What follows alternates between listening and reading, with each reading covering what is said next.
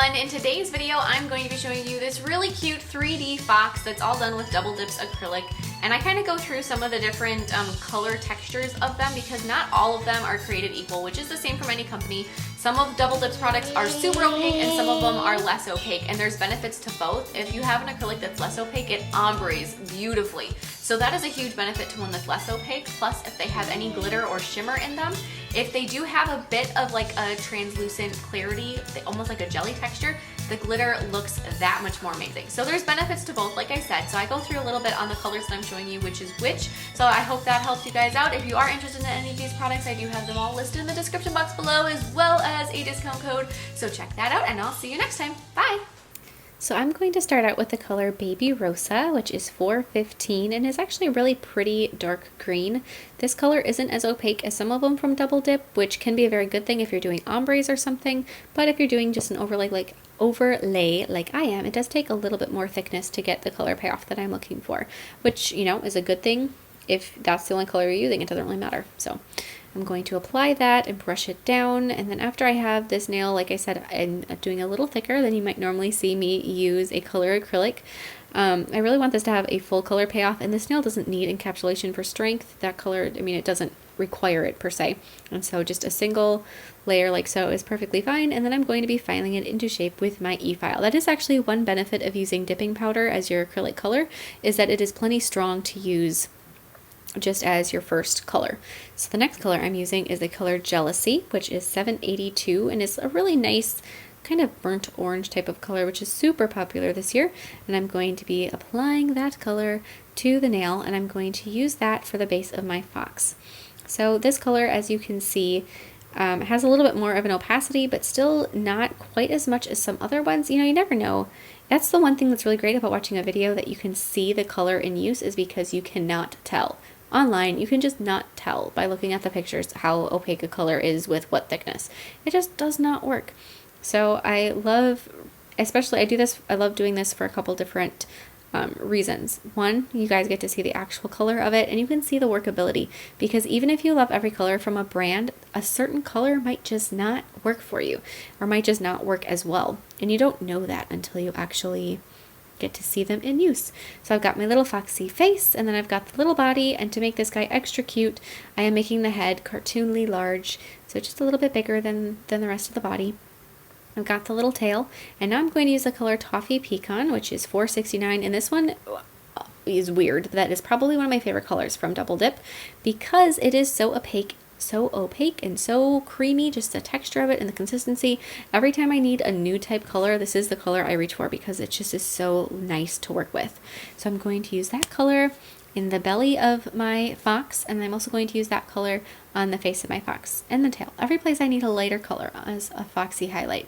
So I've got kind of just like a really soft, almost M shape on the top for the face. I don't know if you guys agree that it's an M shape, but that's what I think of. I think of like the McDonald's M for the top of the fox's face highlight, and then bring that down a little bit for the nose. And you can have this area of the nail be slightly thicker than the belly, because that'll give it a bit more of a 3D effect. Add a touch of this color in the ears. A really small bead is all that's needed for that, just to get that little inner ear highlight. And then just a bit of this color on the tip of the tail as well. Same thing, you know, just a little bit. This fox is so tiny. This nail, so whenever I sculpt a nail, it is actually smaller than you guys probably realize, because my nails are super small. And so if these are going to fit on me, the nail that I'm working on is really small as well. So extra tiny. And so then I'm going to take some black acrylic, which is black as my heart, and I'm going to add his little nose. And then with Weekend Warrior, which is again one of my favorites from Double Dip, I'm going to be using that one to add a little heart that my fox is holding. So this design, I just wanted it to be like a cuteness overload. So I've got the little foxy that's got just such a soft, cute face, and then this pink heart that he's holding. I went back and forth between doing a heart and a cupcake, because I thought both would be adorable, and I couldn't decide which one would be better. But then going back to black as my heart, I'm going to be adding a small little dark shadow on the tips of the ears and the tip of the tail. So there's the little bit on the ears, and then there's just the touch on the tail. You can do that with black paint too if you don't want to use acrylic, because it is such a small piece. It won't really matter if it's acrylic or not. But then going back to the color Jealousy, I'm going to be adding the hands of the fox. So you can see a little bit of that pink through, but this is such a thin layer of jealousy that I'm really not surprised that you can see the lighter colors kind of coming through it. But once you have all of those done, then you can go through with some black acrylic paint and add your details. So I'm going to start with an outline just to really make it so that the background is different from the foreground of the fox. And add a little highlights, or not highlights, but outlines here and there to make every detail really defined and easily visible. That's the one thing that I always love to do with my 3D art, and you don't necessarily see that very often, like when I'm looking at Instagram and stuff where people outline their 3D artwork.